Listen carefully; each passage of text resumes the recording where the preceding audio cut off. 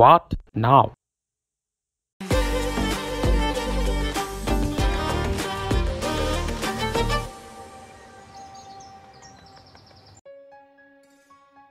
বর্তমান সময়ে বিশ্ব রাজনীতির প্রসঙ্গ তুললে যে নামটি বরাবরের মতো সামনে উঠে আসে তা হলো তুরস্ক।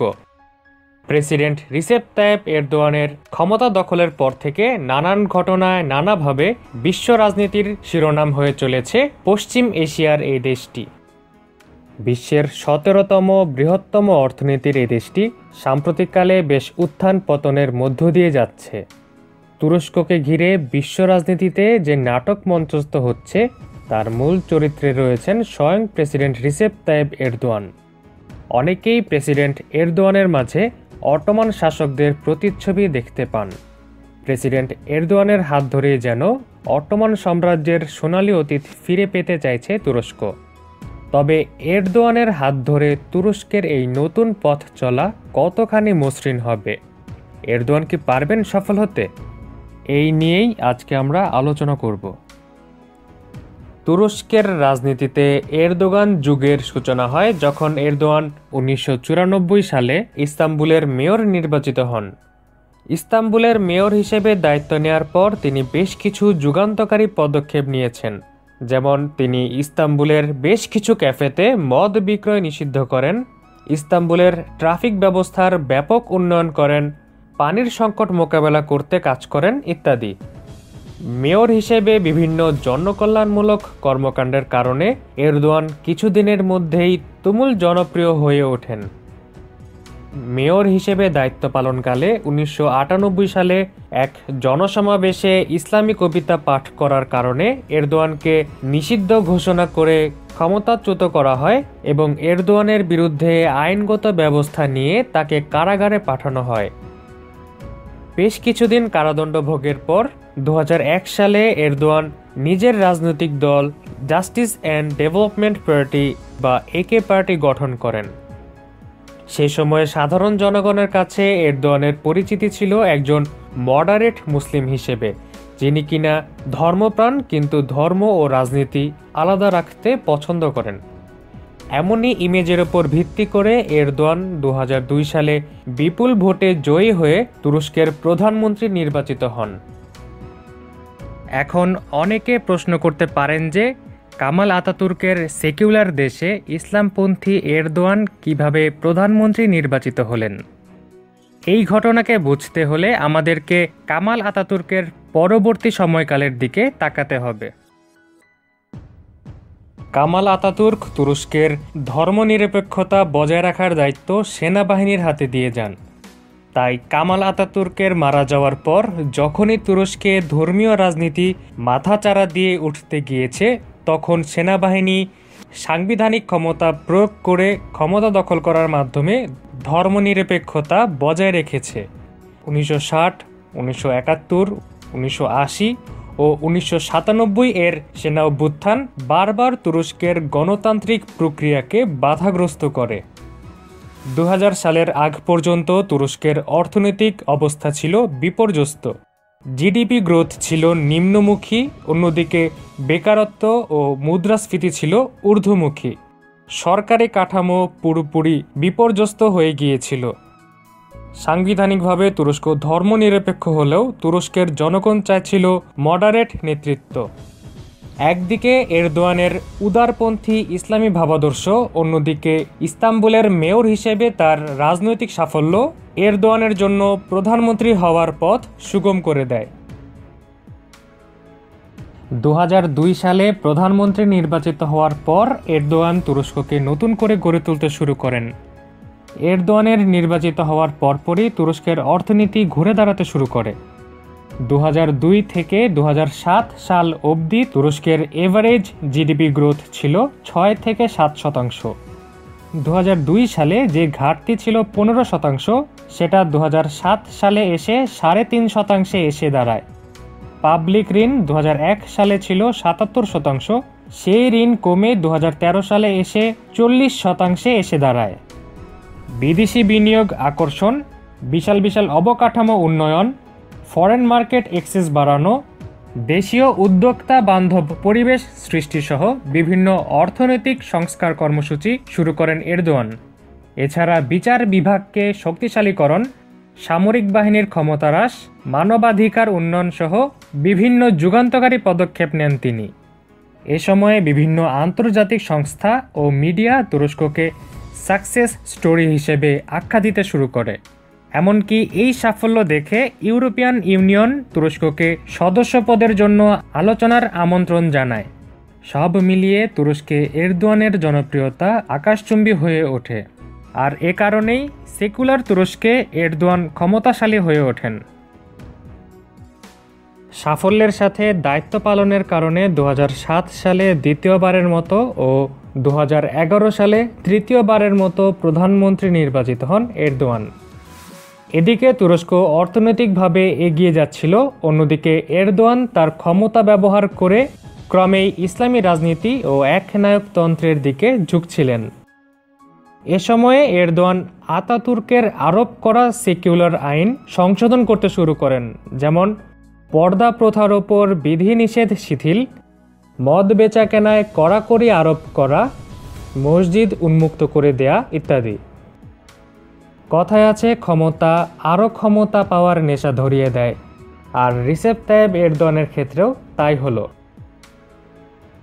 সংবিধান অনুযায়ী তুরস্কে কোনো ব্যক্তি তৃতীয়বারের বেশি প্রধানমন্ত্রী নির্বাচিত হতে পারেন না। সেই হিসেবে 2011 সালে শেষবারের মতো প্রধানমন্ত্রী নির্বাচিত হয়েছিলেন রিসেপ তাইয়েপ এরদোয়ান। অন্যদিকে দীর্ঘদিন ক্ষমতায় থেকে এরদোয়ান ক্রমেই উচ্চাভিলাষী হয়ে উঠছিলেন, তাই আরও বেশি দিন ক্ষমতায় থাকতে তিনি 2014 সালে প্রধানমন্ত্রিত্ব ছেড়ে দিয়ে প্রেসিডেন্ট পদে নির্বাচনে অংশ নেন এবং তুরস্কের প্রথম পাবলিক ইলেক্ট প্রেসিডেন্ট হিসেবে নির্বাচিত হন। পূর্বে তুরস্কের প্রেসিডেন্ট নির্বাচিত হতো পার্লামেন্টে এমপিদের ভোটের মাধ্যমে, কিন্তু 2007 সালে সংবিধান সংশোধনের মাধ্যমে জনগণের ভোটে প্রেসিডেন্ট নির্বাচনের বিধান করা হয়। আর এভাবেই 2014 সালে প্রেসিডেন্ট হিসেবে রাজনৈতিক ক্যারিয়ারের নতুন ইনিংস শুরু করেন রিসেপ তাইয়েপ এরদোয়ান। তারপর fall of Erdogan started. মূলত প্রেসিডেন্ট নির্বাচিত হওয়ার পর থেকেই এরদোয়ানের রাজনৈতিক ভিত্তি দুর্বল হতে শুরু করে। আজকের হিসেবে কামাল আতাতুর্কের পর তুরস্কে সবচাইতে ক্ষমতাধর ও প্রভাবশালী প্রেসিডেন্ট হিসেবে আবির্ভূত হয়েছেন রিসেপ তাইয়েপ এরদোয়ান, কিন্তু তিনি রাজনৈতিকভাবে কতখানি স্বস্তিতে আছেন সেটা একটা বড় প্রশ্ন। প্রধানমন্ত্রী থাকাকালীন শেষ সময়ে এসে এরদোয়ানের জনসমর্থন কমতে শুরু করে। দেশ জুড়ে ধরপাকড়, ইন্টারনেট ও মিডিয়ার উপর কড়াকড়ি আরোপ সহ বিভিন্ন পদক্ষেপ জনতার মনে অসন্তোষের জন্ম দিতে শুরু করে। 2013 সালে ইস্তাম্বুলের গাজী তাকসিম পার্কে শান্তিপূর্ণ বিক্ষোভকারীদের ঠেকাতে দাঙ্গা পুলিশের মোতায়েন করেন এরদোয়ান, যেটা পরবর্তীতে আরও বড় বিক্ষোভ কর্মসূচির জন্ম দেয় এবং তা আস্তে আস্তে বড় হতেই থাকে। 2014 সালে এরদোয়ান 52% ভোট পেয়ে প্রেসিডেন্ট নির্বাচিত হলেও তার দল একে পার্টি প্রথমবারের মতো পার্লামেন্টে সংখ্যাগরিষ্ঠতা হারায়। এরদোয়ান যখন প্রেসিডেন্ট নির্বাচিত হন তখন প্রেসিডেন্টের ক্ষমতা ছিল খুবই সামান্য, অনেকটা আমাদের দেশের রাষ্ট্রপতির ক্ষমতার মতো। তুরস্কের প্রশাসনিক ক্ষমতা ছিল মূলত প্রধানমন্ত্রীর হাতে, তাই প্রেসিডেন্ট হিসেবে ক্ষমতায় বসেই তিনি প্রেসিডেন্টের ক্ষমতা বাড়ানোর উদ্যোগ নেন। সেরেমোনিয়াল প্রেসিডেন্সি বা নামমাত্র প্রেসিডেন্ট পদকে তুরস্কের সর্বোচ্চ ক্ষমতাধর এক্সিকিউটিভ প্রেসিডেন্সি পদে পরিণত করার রূপরেখা তৈরি করেন এরদোয়ান। এই ঘটনায় সারা তুরস্ক জুড়ে বিরূপ প্রতিক্রিয়া দেখা যায় এবং এরই অংশ হিসেবে 2016 সালে পঞ্চমবারের মতো গণতন্ত্র রক্ষার জন্য সাংবিধানিক সামরিক অভ্যুত্থানের উদ্দেশ্যে মাঠে নামে সেনাবাহিনী। 1960, 1971, 1980, 1997 সালে সেনাবাহিনী সফল হলেও 2016 সালের অভ্যুত্থানে তারা ব্যর্থ হয়। এ যাত্রায় এরদোয়ানের টিকে যাওয়ার একমাত্র কারণ হচ্ছে সোশ্যাল মিডিয়ায় এরদোয়ানের জাতির উদ্দেশ্যে দেয়া মেসেজ ভাইরাল হওয়া। ইন্টারনেটের কারণে এরদোয়ানের ভিডিও মেসেজ ভাইরাল হয়ে যায় আর দলমত নির্বিশেষে সবাই রাস্তায় নেমে এই অভ্যুত্থান প্রতিহত করে। এই ঘটনা যদি আরও 10 বছর আগে 2006 সালে ঘটত, তাহলে এরদোয়ান হয়তো পদচ্যুত হয়ে যেতেন।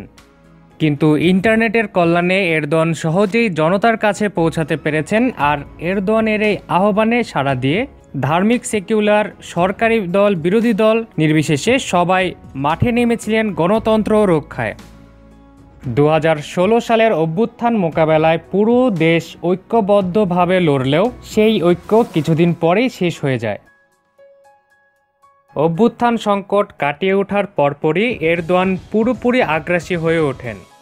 গোটা দেশ জুড়ে জরুরি অবস্থা জারি করা হয়, আর দেশ জুড়ে ব্যাপক ধরপাকড় শুরু হয়। 2017 সালে প্রেসিডেন্ট রিসেপ তাইপ এরদোয়ান এমন এক সংবিধান সংশোধনী বিল তৈরি করেন যেখানে প্রধানমন্ত্রীর সমস্ত ক্ষমতা প্রেসিডেন্টকে হস্তান্তরের বিধান করা হয় এবং প্রধানমন্ত্রী পদটি বিলুপ্ত করা হয়। শুধু তাই নয়, এই সংবিধান সংশোধনী বিলের আওতায় যে সকল ক্ষমতা প্রেসিডেন্টকে দেয়া হয় তা হলো বাজেটের ওপর নিয়ন্ত্রণ, সামরিক বাহিনীর উপর নিয়ন্ত্রণ, ইচ্ছেমতো বিচারক নিয়োগের ক্ষমতা, যে কোনো সময় পার্লামেন্ট ভেঙে দেওয়ার ক্ষমতা ও প্রেসিডেন্টের টার্ম বাড়ানো হয়, যার ফলে এরদোয়ান 2029 সাল অবধি ক্ষমতায় থাকতে পারবেন। এই বিলের আওতায় সব মিলিয়ে দেশের সর্বোচ্চ ক্ষমতা দেয়া হয় প্রেসিডেন্ট পদকে। এই বিলকে পাশ করতে 2017 সালের এপ্রিলে এক গণভোটের আয়োজন করা হয়, যেখানে খুব সামান্য ব্যবধানে মাত্র 51% ভোট পেয়ে এই বিল নতুন সংবিধানে রূপ নেয়। যদিও এই ভোটে অনেক কারচুপির অভিযোগ ছিল, ধারণা করা হচ্ছিল এই বিল বিপুল ভোটে পাশ হবে, কিন্তু তা খুবই সামান্য ব্যবধানের ভোটে পাশ হয়। এতে স্পষ্ট হয়ে যায় যে তুরস্ক আসন্ন দিনগুলোতে ধর্মনিরপেক্ষ অবস্থানেই থাকছে।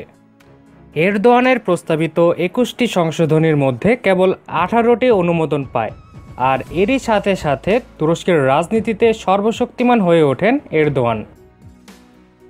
সংবিধান সংশোধনের আগে এরদোয়ান নামধারী প্রেসিডেন্ট হলেও দেশটির প্রধানমন্ত্রী পদ ও পার্লামেন্ট দুটোই ছিল একে পার্টির দখলে, তাই সংবিধান সংশোধনে তেমন বেগ পেতে হয়নি এরদোয়ানকে। এখন অনেকে প্রশ্ন করতে পারেন, 2017 সালের পর এরদোয়ান যদি রাজনৈতিকভাবে সর্বশক্তিমান হয়ে ওঠেন, তাহলে আমি 2014 সালের কথা উল্লেখ করে ফল অফ এরদোয়ান স্টার্টেড বা এরদোয়ানের পতনের কথাটা কেন বললাম? এখন এই প্রসঙ্গে আসা যাক। লর্ড অ্যাক্টনের একটি বিখ্যাত উক্তি আছে যে power tends to corrupt, but absolute power corrupts absolutely। মানে ক্ষমতা দুর্নীতির পথে টানতে থাকে, কিন্তু অসীম ক্ষমতা নিজেই দুর্নীতির রূপ ধারণ করে।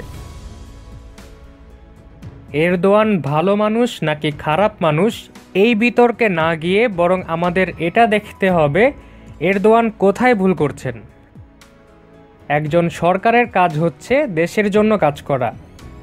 2002 থেকে 2013 সাল পর্যন্ত এরদোয়ান বেশ ভালোই কাজ করছিলেন, কিন্তু 2014 সালে প্রেসিডেন্ট নির্বাচিত হওয়ার পরে এরদোয়ানের ফোকাস অন্যদিকে চলে যায়। মূলত প্রেসিডেন্ট নির্বাচনের পর থেকেই এরদোয়ান ও তার দল উঠে পড়ে লেগে যায় ক্ষমতা পাকাপোক্ত করার কাজে। একে পার্টি ও এরদোয়ান তার দায়িত্বকে পাশ কাটিয়ে সংবিধান সংশোধন করতে ব্যস্ত হয়ে পড়ে, ফলে অবহেলিত হতে থাকে গোটা দেশ ও সিস্টেম।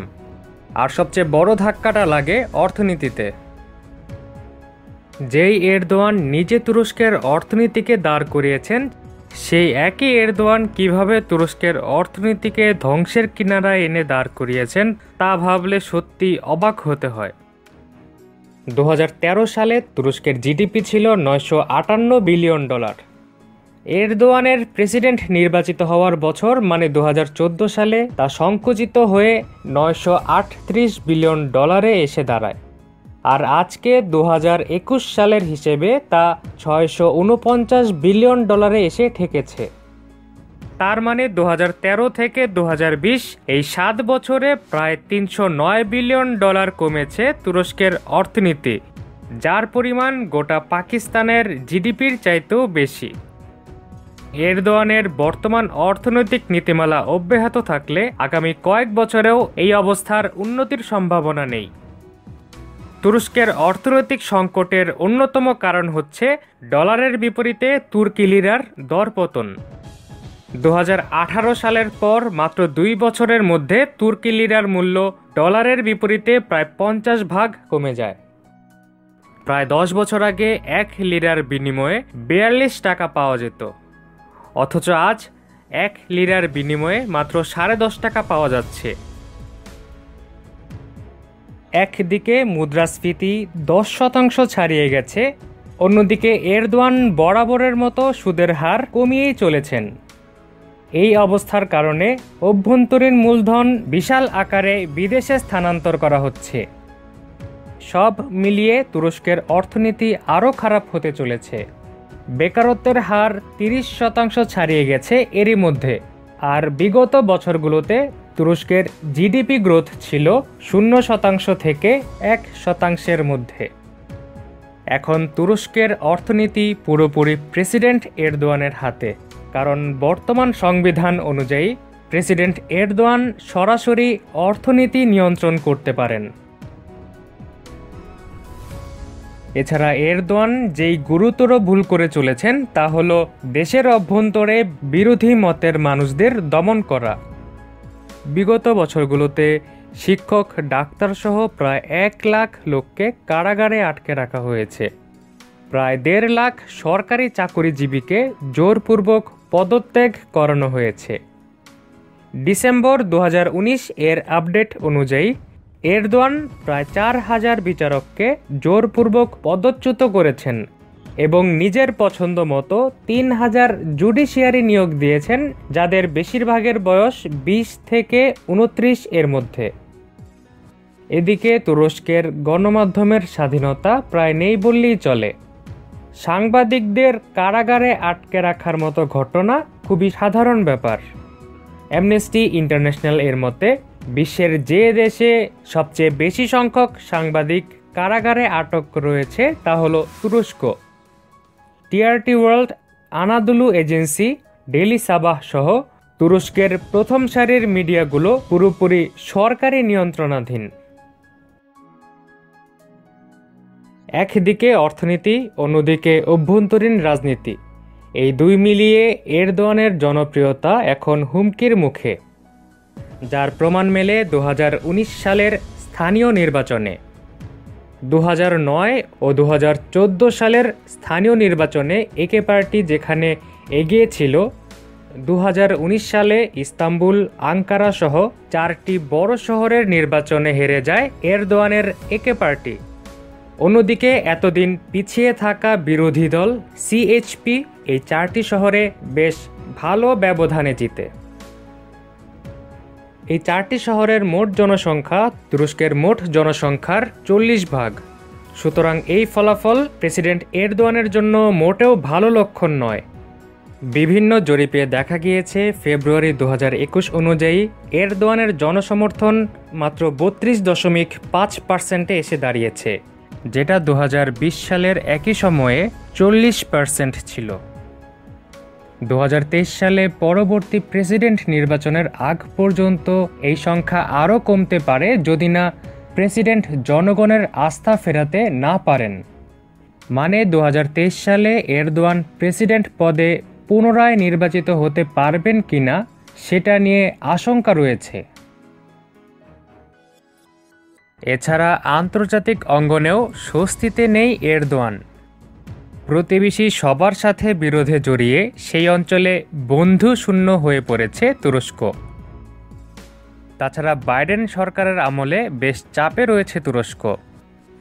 অনেক বিশ্লেষকের দাবি সাবেক মার্কিন প্রেসিডেন্ট ডোনাল্ড ট্রাম্প ইউরোপ, মধ্যপ্রাচ্য, এশিয়া থেকে আমেরিকাকে সরিয়ে নিয়েছিলেন, তাই ফ্রান্স, তুরস্ক, গ্রিস, জার্মানি সহ বিভিন্ন ন্যাটো জোটভুক্ত দেশ নিজেদের মতো পথ চলতে পেরেছিল। তবে প্রেসিডেন্ট বাইডেনের আমলে সেই সুযোগ নেই, কারণ বাইডেন নির্বাচনে জেতার পর যে কথাটি শুরুতেই বলেছিলেন তা হলো আমেরিকা ইজ ব্যাক। বর্তমানে আন্তর্জাতিক অঙ্গনে তুরস্কের বন্ধু বলতে কেবল পাকিস্তান, লিবিয়া, কাতার ও আজারবাইজান রয়েছে, যাদের কিনা আন্তর্জাতিক প্ল্যাটফর্মে গ্রহণযোগ্যতা ও ভেটো দেওয়ার ক্ষমতা নেই।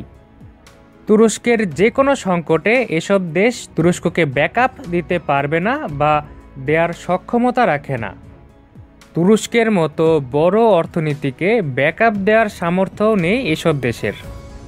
অন্যদিকে এই সকল দেশের সম্মিলিত অর্থনীতির চাইতেও বড় তুরস্কের অর্থনীতি।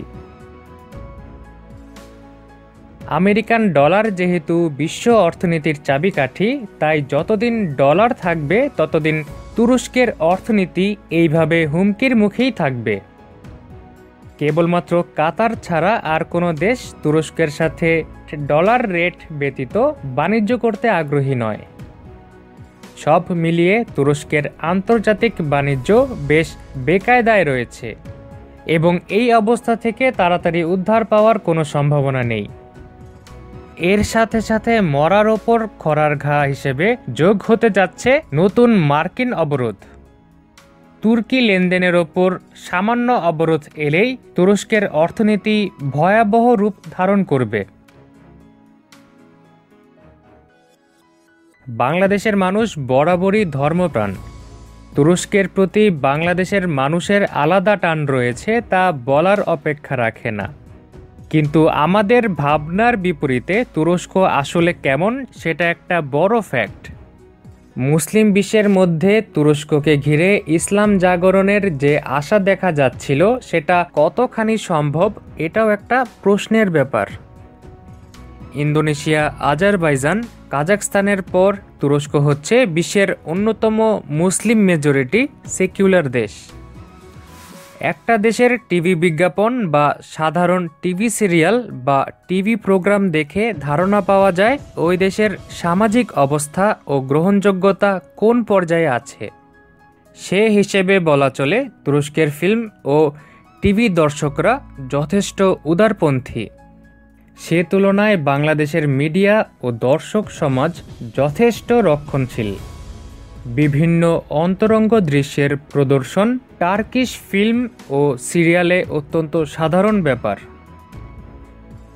প্রেসিডেন্ট রিসেপ তাইয়েব এরদোয়ান নিজেও যথেষ্ট সাবলীল চরিত্রের অধিকারী, যিনি কিনা মসজিদে খুতবাও দিতে পারেন, আবার পশ্চিমা স্টাইলে পার্টিও করতে পারেন। আমাদের সাধারণ জনগণের উচিত কম বেশি স্টাডি করা। এখন যেহেতু অবাধ তথ্য প্রযুক্তির যুগ, তাই আপনারা চাইলেই সার্চ করে নিজেরাই স্টাডি করতে পারেন। 2021 সালে এসে ব্যক্তিগত ধারণা থেকে মন্তব্য করার সুযোগ নেই। অনেকেই প্রেসিডেন্ট রিসেপ তাইয়েব এরদোয়ানকে খেলোয়াড় হিসেবে আখ্যায়িত করেন, কিন্তু কোন খেলোয়াড় অর্থনীতি, অভ্যন্তরীণ রাজনীতি, আন্তর্জাতিক ইস্যু সব কিছু নিয়ে ছেলে খেলা খেলেন, তাও আবার একসাথে। এরদোয়ান এমন সব জিনিস নিয়ে ছেলে খেলা খেলছেন যেখানে তার পূর্ণ নিয়ন্ত্রণ নেই।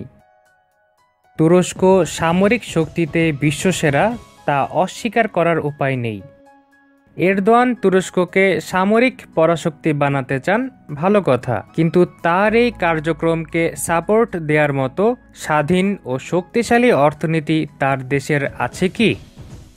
একদিকে অভ্যন্তরীণ রাজনীতির ভিত্তি ও অর্থনীতি দুর্বল রেখে এরদোয়ান খুব বেশি দূর যেতে পারবেন না।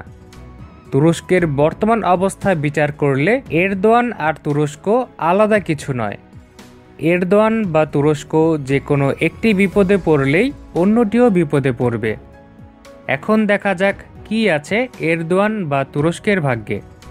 তবে আমরা মনে প্রাণে তুরস্কের সাফল্য কামনা করি। সো হোয়াট নাও? আজকের মতো এখানেই শেষ করছি।